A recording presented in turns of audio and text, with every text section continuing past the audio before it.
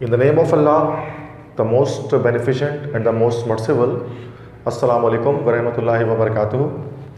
My dear students, I am Sir Naseem Zulfikar, and today on secondary chemistry, I am going to discuss the chemical properties of nitric acid. और आप जैसे कि आप जानते हैं कि सिंटेक्स बुक बोर्ड में स्मार्ट सिलेबस के अंदर नाइट्रिक एसिड का जो टॉपिक है वो स्मार्ट सिलेबस में इंक्लूड है। दैट्स वाई ये जो नाइट्रिक एसिड की केमिकल प्रॉपर्टीज़ का टॉपिक है आपके लिए काफ़ी ज़्यादा इंपॉर्टेंट रहता है। पिछले लेक्चर्स में मैंने नाइट्रिक एसिड के इंडस्ट्रियल प्रिपरेशन के बारे में डिस्कस किया था कि किस तरह से ओसवाल्ड प्रोसेस या ओसवाल्ड मेथड के थ्रू हम नाइट्रिक एसिड की प्रोडक्शन करते हैं।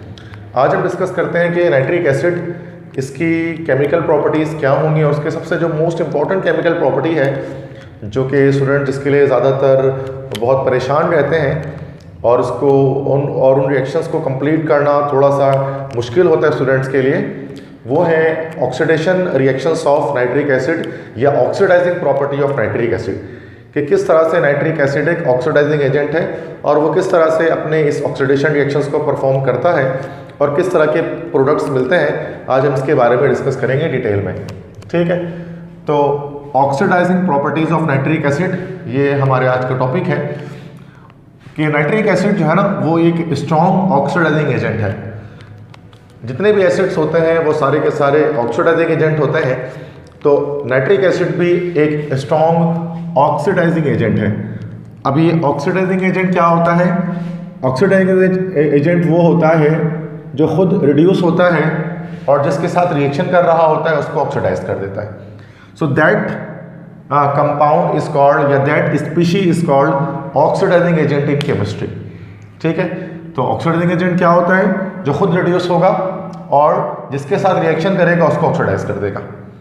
तो ये एक स्ट्रॉन्ग ऑक्सीडाइजिंग एजेंट होता है। और आपको कैसे अंदाज़ा होगा कि कोई कंपाउंड ऑक्सीडाइजिंग एजेंट है कि रिड्यूसिंग एजेंट है? तो ये आप उसकी ऑक्सीडेशन स्टेट या ऑक्सीडेशन नंबर को देखकर बता सकते हैं। अगर किसी कंपाउंड के अंदर ऑक्सीडेशन स्टेट की वैल्यू बहुत हाई है तो इसका मतलब ये हो गया कि वो कंपाउंड अपने ऑक्सीडेशन स्टेट को रिड्यूस कर सकता है, कम कर सकता है, मतलब वो खुद को रिड्यूस कर पाता है। और जो कंपाउंड खुद को रिड्यूस कर लेता है वो सामने वाले को या जिसके साथ रिएक्शन करता है उसको हमेशा ऑक्सीडाइज कर देता है। अगर हम नाइट्रिक एसिड की बात करें तो नाइट्रिक एसिड के अंदर नाइट्रोजन की जो ऑक्सीडेशन स्टेट आती है वो +5 आती है, जो एक काफ़ी हायर वैल्यू है। तो नाइट्रिक एसिड में नाइट्रोजन +5 से आगे नहीं जा सकता, मतलब अपने आप को ऑक्सीडाइज नहीं कर सकता। तो वो अपने आप को +5 से घटा सकता है, डिक्रीज कर सकता है, रिड्यूस कर सकता है, कम कर सकता है। इस वजह से हम कह सकते हैं कि नाइट्रिक एसिड एक ऑक्सीडाइजिंग एजेंट है। अभी ऑक्सीडेशन स्टेट हम किस तरह से निकालते हैं? जैसे नाइट्रिक एसिड का फार्मूला हमारे पास है, तो नाइट्रिक एसिड में हाइड्रोजन की ऑक्सीडेशन स्टेट +1 होती है, ऑक्सीजन की जो होती है 1 की -2 होती है और 3 की हो जाएगी 2 3 6 और -6 हो जाएगी। तो ये +1 और -6 ये हो जाएगा -5, जो इक्वल टू की दूसरी तरफ जाएगा तो क्या हो जाएगा? +5। तो नाइट्रोजन की ऑक्सीडेशन स्टेट +5 आ जाएगी। तो नाइट्रिक एसिड के अंदर नाइट्रोजन की जो ऑक्सीडेशन स्टेट होती है, ऑक्सीडेशन नंबर जो उसका होता है वो +5 होता है, तो वो अपनी इस ऑक्सीडेशन स्टेट को कम कर सकता है। +5 से वो +4 की तरफ लेकर जा सकता है, फिर +2 भी कर सकता है, फिर उसके बाद -3 भी कर सकता है। मतलब इस +5 से वो अपनी ऑक्सीडेशन स्टेट को रिड्यूस कर सकता है।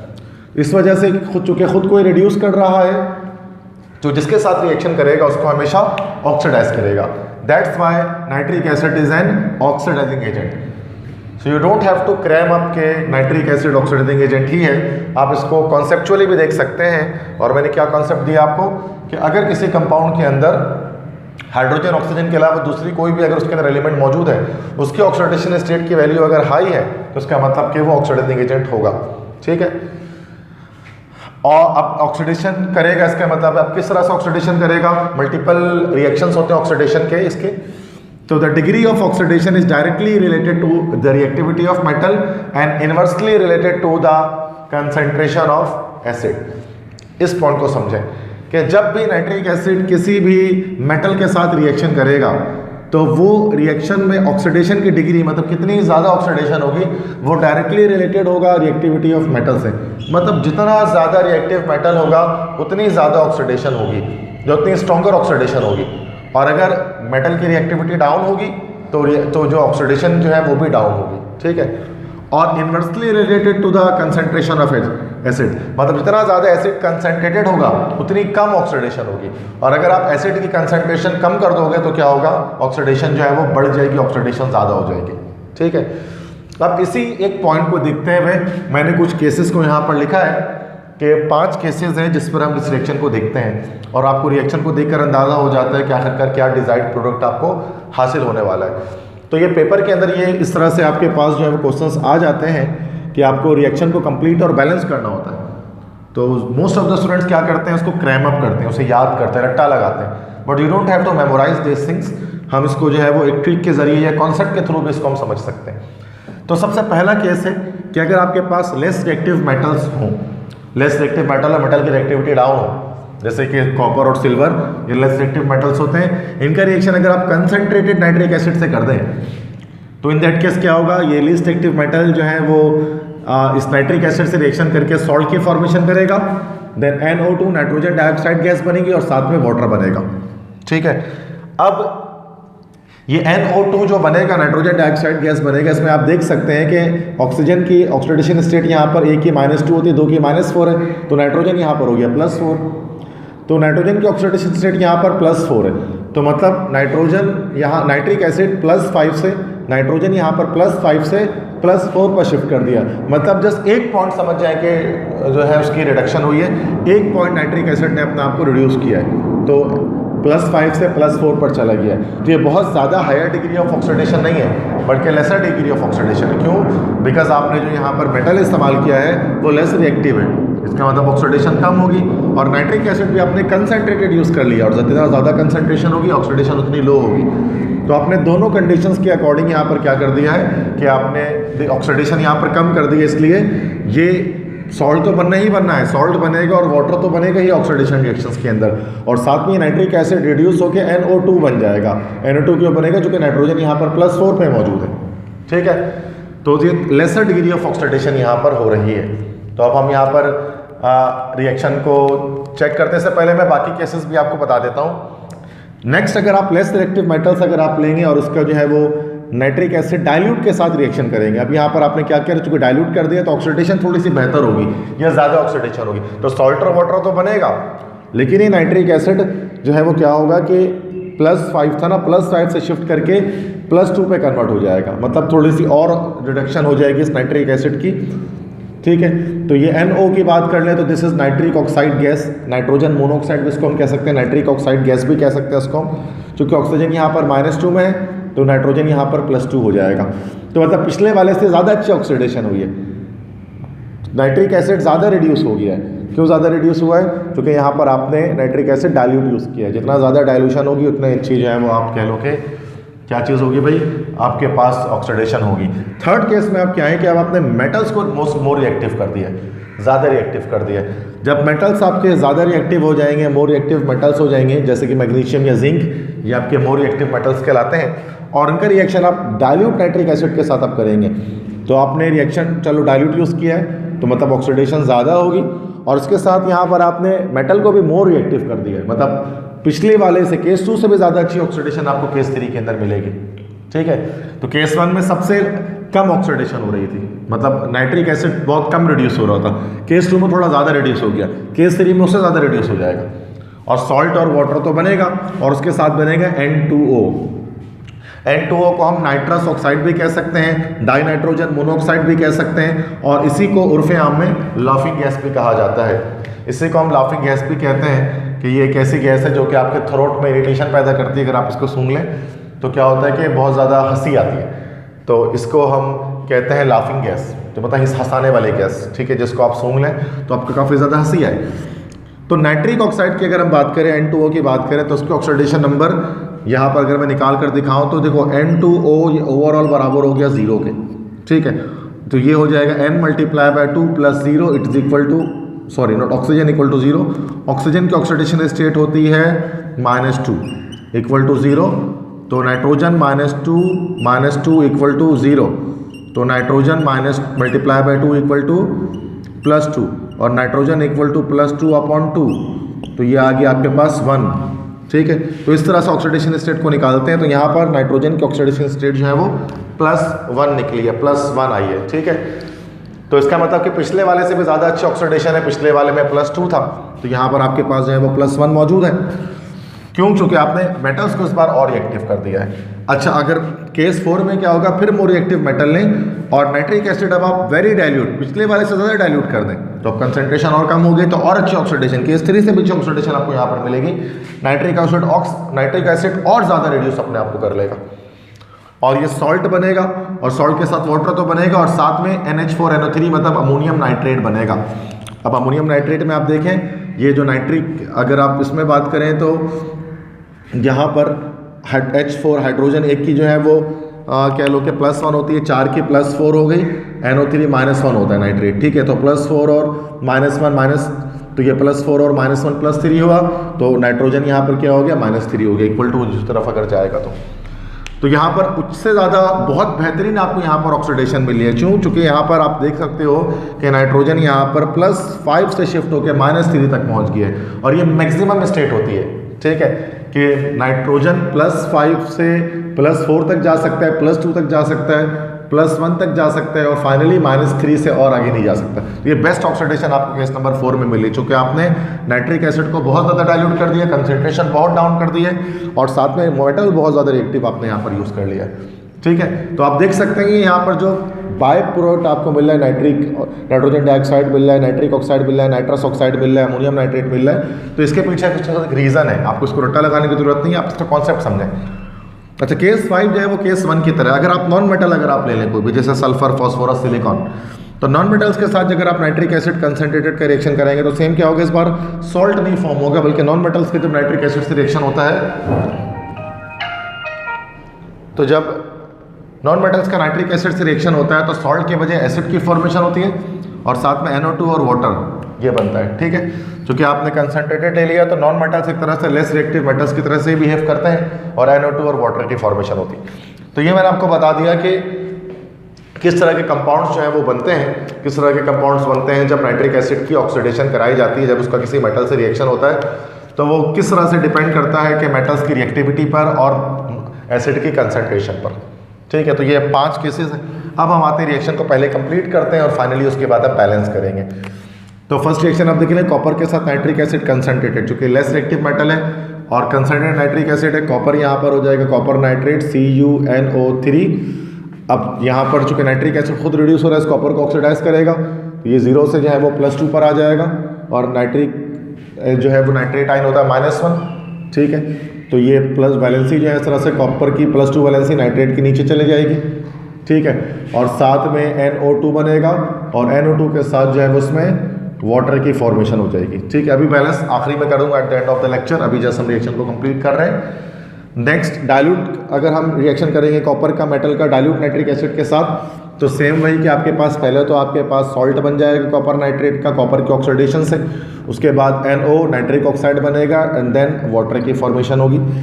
मोर रिएक्टिव मेटल है, नाइट्रिक एसिड डाइल्यूट से रिएक्शन कराएंगे तो जिंक का सॉल्ट बन जाएगा, तो जिंक नाइट्रेट, जिंक की वैलेंसी भी +2 होती है, वो वैलेंसी नाइट्रेट की नीचे गई, और नाइट्रिक एसिड है अपने आप को रिड्यूस करेगा, ठीक है।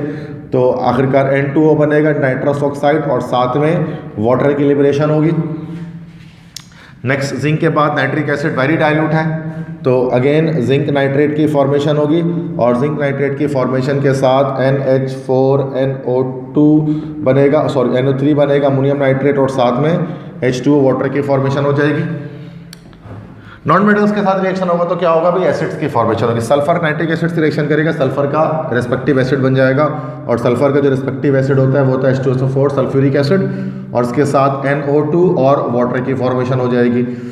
फॉस्फोरस का जो एसिड बनेगा वो बनेगा H3PO4 that is phosphoric acid, और साथ में NO2 और वाटर की लिबरेशन हो जाएगी। सिलिकॉन का एसिड होता नहीं है, तो सिलिकॉन के एसिड के बजाय SiO2 सिलिका या सिलिकॉन डाइऑक्साइड की फॉर्मेशन होगी, साथ में NO2 और वाटर की फॉर्मेशन हो जाएगी, ठीक है। तो ये हमने रिएक्शंस को कंप्लीट कर लिया, कॉन्सेप्ट्स जो मैंने आपको दिए यहाँ पर केसेस के लिहाज से, उसके लिहाज से हमने रिएक्शन कंप्लीट कर लिया। नाउ a problem arises कि how to balance, because balancing these equations are also quite much difficult.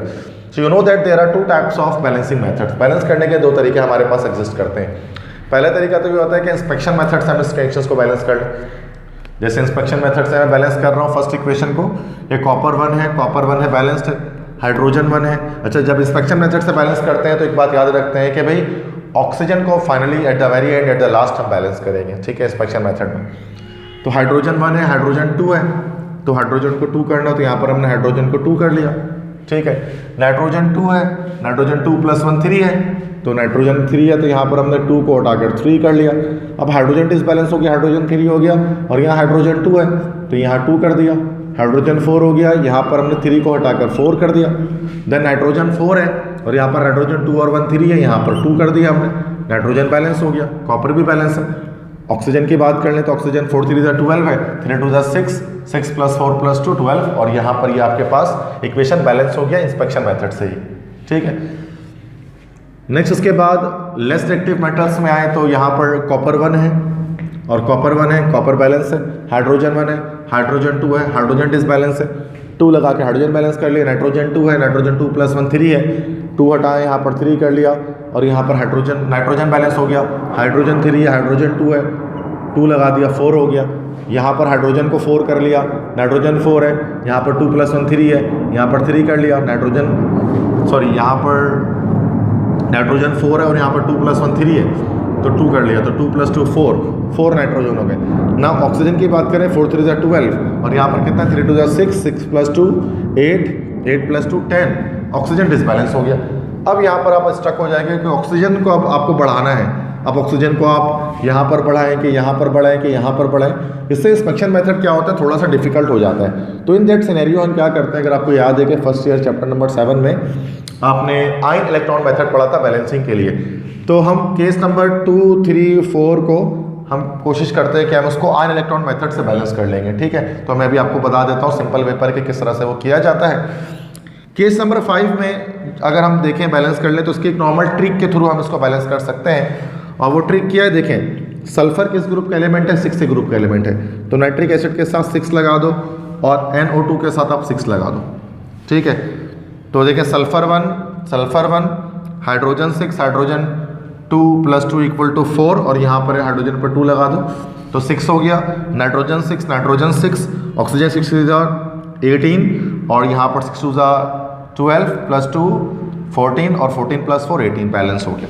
Nitrogen phosphorus किस ग्रुप का एलिमेंट है, 5 ग्रुप का एलिमेंट है, तो आपने नाइट्रिक एसिड पे 5 लगा लिया और NO2 पर आपने 5 लगा लिया, तो यहाँ पर ये बैलेंस हो गया जाकर, ठीक है। तो फास्फोरस यहाँ पर 1 है, फास्फोरस यहाँ पर 1 है, हाइड्रोजन यहाँ पर 5 है, हाइड्रोजन यहाँ पर 3 + 2 5 है, नाइट्रोजन यहाँ पर 5 है, नाइट्रोजन यहाँ पर 5 है, ऑक्सीजन यहाँ पर 15 है, और ऑक्सीजन यहाँ पर 5 × 10, 10 + 5 15 है, ठीक है। ये ट्रिक के थ्रू मैं बता रहा हूँ, ना इंस्पेक्शन मेथड है ना ये आयन इलेक्ट्रॉन मेथड है। सिलिकॉन किस ग्रुप का एलिमेंट है, 4 ग्रुप का एलिमेंट है, तो यहाँ पर आपने 4 लगा लिया और NO2 पर आपने 4 लगा लिया, ठीक है। सिलिकॉन 1 हाइड्रोजन 4, हाइड्रोजन 2 है, यहाँ पर 2 लगा लिया, हाइड्रोजन 4, नाइट्रोजन 4 है, नाइट्रोजन यहाँ पर 4 है, ऑक्सीजन यहाँ पर 4 3 12 है, और यहाँ 4 2 8, 8 + 2 10, 10 + 2 12 बैलेंस्ड, ठीक है। अब लास्ट हम केस 2 3 4 के जो है ना वो बैलेंसिंग हम करते हैं आयन इलेक्ट्रॉन मेथड के थ्रू, इसको जो है वो मैं बैलेंस करने का तरीका आपको बताता हूँ। तो इधर पर मैं जो है वो बैलेंसिंग कर लेता हूँ here, and you can see. अच्छा, ये काफ़ी बड़ा एक मेथड होता है, बट मैं इसको शॉर्ट हैंड मेथड पे बैलेंस करता हूँ। देखें कॉपर कन्वर्ट किस में हो रहा है, या सेकंड केस 2 के इक्वेशन को पहले बैलेंस करते हैं। कॉपर कन्वर्ट हो रहा है कॉपर नाइट्रेट के अंदर, तो कॉपर असल में कन्वर्ट हो रहा है कॉपर +2 आइंस में, तो कॉपर +2 में कन्वर्ट हो रहा है। यहाँ पर 0 था ना चार्ज, 0 चार्ज से +2 चार्ज हो गया, और नाइट्रिक एसिड में NO3- नाइट्रेट आइन ये कन्वर्ट हो रहा है किसके अंदर भाई, NO नाइट्रोजन मोनोऑक्साइड के अंदर कन्वर्ट हो रहा है, ठीक है। अब इसके बाद हम इसकी बैलेंसिंग करते हैं। यहाँ पर इलेक्ट्रॉन पहले बैलेंस कर लें, कॉपर +2 है, 2 इलेक्ट्रॉन लगाकर यहाँ पर हमने ये 0 और यहाँ पर भी 0 बैलेंस हो गया। यहाँ पर oxygen second equation oxygen balance करते हैं, 3 ऑक्सीजन है, यहाँ पर 1 ऑक्सीजन है, 2 वाटर लगा लिया, और हाइड्रोजन यहाँ पर 4 हो गया, यहाँ पर 4H+ कर दिया, ठीक है। नेक्स्ट आफ्टर दैट क्या हुआ कि हम इसको फिर चार्जेस बैलेंस करेंगे। यहाँ पर +4 और -1, ठीक है, +4 -1, यहाँ पर आपके पास +3 चार्ज है और यहाँ पर 2 चार्ज है, तो इधर पर 0 चार्ज है, तो यहाँ पर आप जाहिर सी बात है कि क्या करना पड़ेगा, 0 चार्ज करने के लिए 3 इलेक्ट्रॉन यहाँ पर हमें ऐड करने पड़ेंगे। और यहाँ पर जीरो चार्ज, यहाँ पर तो पहले से जीरो चार्ज है। इलेक्ट्रॉन्स को फिर बराबर करते हैं, तो यहाँ पर 2 इलेक्ट्रॉन है, यहाँ पर 3 इलेक्ट्रॉन है। तो इस इक्वेशन को हम किससे मल्टीप्लाई करते हैं भाई, तो इस इक्वेशन को हम 3 से मल्टीप्लाई करते हैं, तो इसको 2 से मल्टीप्लाई कर देते हैं। इसको 3 से किया तो ये 3 हो गया, ये 3 हो गया, और यहाँ पर 3 2 6 हो गया। इसको 2 से करते हैं तो ये 6 हो गया, ये 8 हो गया, ये 2 हो गया, NO ये भी 2 हो गया, ये 4 हो गया। ठीक है, उसके बाद हम इसको ऐड कर लेते हैं। 6 इलेक्ट्रॉन कट गए यहाँ से, 6 इलेक्ट्रॉन कट गए यहाँ से। तो अब जो चीज़ है अब यहाँ पर लिख लेते हैं। यहाँ पर क्या बच गया, 3 कॉपर बचा प्लस 8 H प्लस मतलब 8 नाइट्रिक एसिड इस तरह से बच गया, 3 कॉपर प्लस 2 आयन बचे, और 2 NO बचा, और उसके साथ 4 H2O मतलब 4 वाटर मॉलिक्यूल्स इसके बाद यहाँ से बच गए। ठीक है, तो अब इधर से हम क्या कर सकते हैं कि भाई ठीक है, अब यहाँ से हम इसको यहाँ पर पुट कर देते हैं वैल्यूज़ को।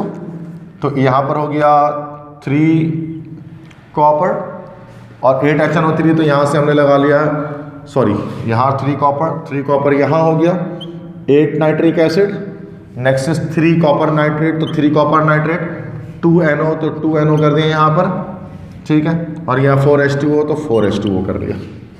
ठीक है, देखिए 3 copper copper balance, hydrogen 8 balanced, nitrogen 8, nitrogen 3 2 6, 6 + 2 8 balanced, oxygen 8 3 24, यहाँ 3 2 6, 6 3 18, 18 + 2 20, 20 + 4 24, और यहाँ पर ये सेकंड केस वाला बैलेंस हो गया। ठीक है, तो इस तरह से आयन इलेक्ट्रॉन मेथड से थोड़ा सा वक्त आपको लगता है। ठीक है, like it will take your 2 to 3 minutes, but it will surely balance the equation which are very much difficult. बस इसके लिए चैप्टर 7 में आपने अगर सही से पढ़ा है फर्स्ट ईयर के अंदर आयन इलेक्ट्रॉन मेथड, तो आप इसको इजीली कर सकते हैं।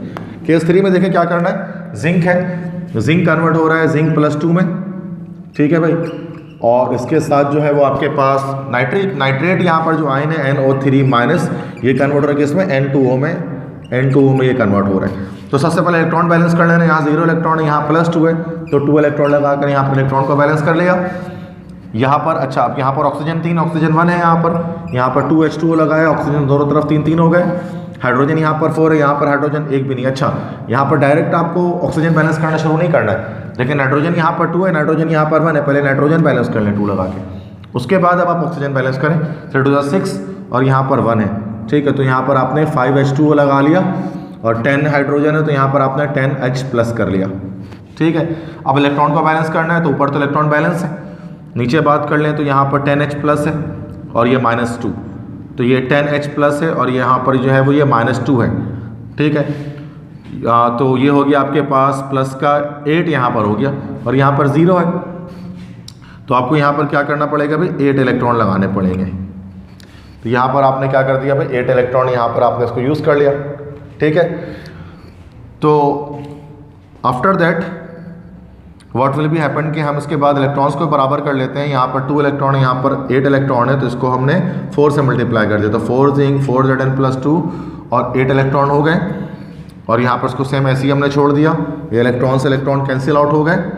तो 4 जिंक आया हमारे पास, 10 जो है वो हमारे पास नाइट्रिक एसिड आ गया, 4 Zn+2 आया, N2O आया, और साथ में 5 H2O आ गया।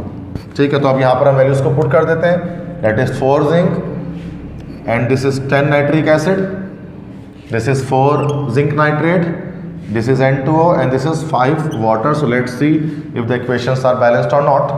4 zinc and 4 zinc atom is balanced, 10 hydrogen और 10 hydrogen balanced, nitrogen 10, nitrogen 4 2 8, 8 + 2 10 balanced, oxygen 4 10 3 30, और यहाँ पर कितना हो गया, 3 2 6, 6 4 24, 24 + 6 30 balanced। ठीक है, तो आपने इस इक्वेशन को भी इजीली आयन इलेक्ट्रॉन मेथड से क्या कर लिया, बैलेंस कर लिया।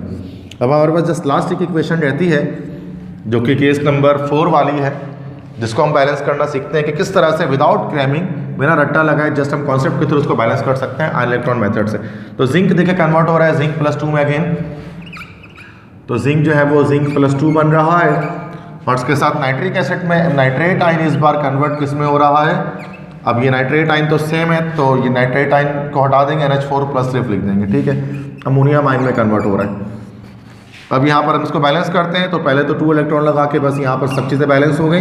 यहाँ पर ऑक्सीजन 3 है, यहाँ पर ऑक्सीजन 1 भी नहीं है, तो 3 H2O लगा लिया यहाँ पर। ठीक है, तो हाइड्रोजन यहाँ पर कितना होंगे 3 टू द 6, 6 + 4 10, तो यहाँ पर आपने 10H+ लगा दिया।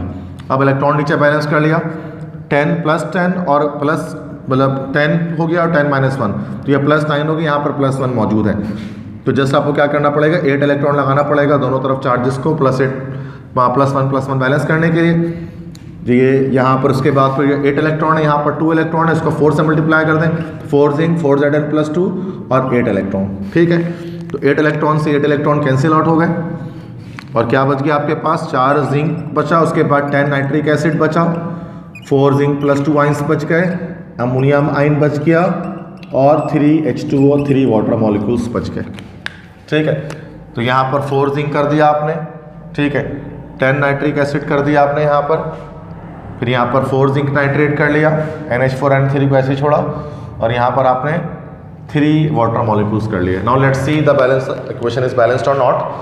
4 zinc and 4 zinc, 10 hydrogen, 3 to the 6, 6 + 4 10 hydrogen, 10 nitrogen, 4 to the 8, 8 9 and 10, 10 nitrogen, oxygen 30, oxygen 3 to the 6, 6 + 24, 24 + 3 24, 25, 20, 27, 27 + 3 30 balanced. So ये all the equations are balanced now.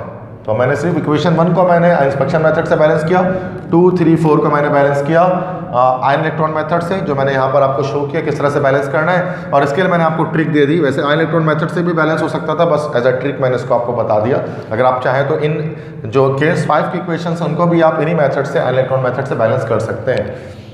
So students, these are the reactions which are a source of confusion for the students of second year pre-engineering and pre-medical।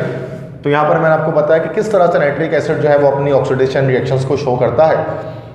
तो काफ़ी ज़्यादा request आ रही थी students की कि sir जो है वो नाइट्रिक एसिड की केमिकल प्रॉपर्टीज़ पर जो है वो वीडियोस को बनाएं, तो वो आज मैंने ये वीडियो यहाँ पर जो है वो आपके सामने अपलोड कर दी है। अगर आपको ये मेरे लेक्चर में चीज़ें समझ में आ गई हैं सारी, तो फिर लाजमी मेरे इस लेक्चर को लाइक करें और मेरे चैनल को सब्सक्राइब करें और अपने ज़्यादा से ज़्यादा स्टूडेंट्स के साथ इसको आप शेयर करें। ठीक है, और अगर आपको कोई मसला है, कोई बात समझ में नहीं आती है, तो कमेंट सेक्शन में लाजमी आप मुझसे सवाल करें, पूछें इसके बारे में। और व्हाट्सएप नंबर भी मेरा डिस्क्रिप्शन में मौजूद आपको मिलेगा, तो वहाँ से आप मुझे व्हाट्सएप पर भी आप मुझसे कॉन्टेक्ट कर सकते हैं। तो ये सारी चीज़ें आज मैंने आपसे डिस्कस की नाइट्रिक एसिड की केमिकल प्रॉपर्टीज़ के बारे में। मैंने अपने काफ़ी ज़्यादा लेक्चर्स जो है वो इंटरमीडिएट के मैं यहाँ पर कवर कर चुका हूँ। आप मेरे यूट्यूब के होम पेज पर जब जाएंगे तो मैंने प्लेलिस्ट पूरी बना दी है, उसके अंदर तमाम चैप्टर्स की, first year chemistry, second year chemistry, first year English, second year English, 9 English, matric English, 9 chemistry, तमाम चीज़ों के मैंने प्लेलिस्ट को बिल्कुल इसमें जो है वो ऑर्गेनाइज्ड वे पर रखा हुआ है। अगर आपको कोई लेक्चर आपको नहीं मिलता है तो आप मुझे इससे यकीनन पूछें, तो मैं आपको उसका लिंक शेयर कर दूँगा। तो बस आपसे यही एक रिक्वेस्ट है कि अगर आप मुझे सपोर्ट करना चाहते हैं तो ज़्यादा से ज़्यादा मेरे इस लेक्चर को जो है वो आप अपने स्टूडेंट और दीगर फ्रेंड्स के साथ और स्टूडेंट्स के साथ आप उसको शेयर करें जितना ज़्यादा हो सके, ताकि मुझे आपकी तरफ से सपोर्ट मिलता रहे, तो मैं अपने के लिए जो है वो कंटिन्यूसली वीडियोस को, लेक्चर्स को अपलोड करता रहूँ। और आगे जाकर इंशाल्लाह हम पास पेपर सोल्यूशन की तरफ भी जाएंगे, पास पेपर्स को सॉल्व करेंगे, बुक की एक्सरसाइजेस वगैरह को सॉल्व करेंगे। तो आपसे बस ये रिक्वेस्ट है कि आप मेरे इस चैनल के साथ जुड़े रहिए, और कोई भी एज इट इज़ कोई भी क्वेश्चन हो, कोई भी कॉन्सेप्चुअल मसला आपको अगर आए तो आप लाजमी मुझसे जो है वो कोऑर्डिनेट करें। ठीक है, तो इंशाल्लाह दोबारा हाजिर हूँगा एक नए लेक्चर के साथ। तब तक के लिए अपना ख्याल रखिए। अल्लाह निगहबान।